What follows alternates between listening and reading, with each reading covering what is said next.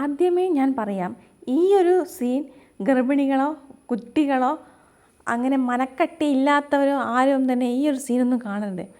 മനസ്സ് ഇരുമ്പ് കൊണ്ടുണ്ടാക്കിയ ആരെങ്കിലും ഉണ്ടെങ്കിൽ മാത്രമേ ഈ ഒരു സീന് കാണാൻ പാടുള്ളൂ. ഇനി കഥയിലിട്ട് കിടക്കാം. ഈ പെണ്ണുമ്പിള്ള ഗർഭിണിയാണ്. അപ്പോൾ ഈ പെണ്ണുമ്പിള്ളേനെ കുറച്ച് ഗുണ്ടകൾ കൂടി തട്ടിക്കൊണ്ടു പോകുമ്പോൾ ഈ പെണ്ണുമ്പിള്ളേൻ്റെ അടുത്തേക്ക് ഒരു കണ്ടോ, നിങ്ങൾ കാണുന്നില്ല, ഒരു 100 ഉറുപ്പിൻ്റെ അമ്പലപ്പറമ്പിലുള്ള ഒരു വേനെത്തും. അപ്പോൾ ആ വേനിൽ പെണ്ണുമ്പുള്ള കാര്യം രക്ഷപ്പെടുമ്പോൾ ഡ്രൈവറായിട്ടുള്ളത് ഈ കൊങ്ങച്ചനും പിന്നെ കൂട്ടിനൊരു പട്ടിയും, കുരക്കുന്ന പട്ടിയും ഉണ്ട്.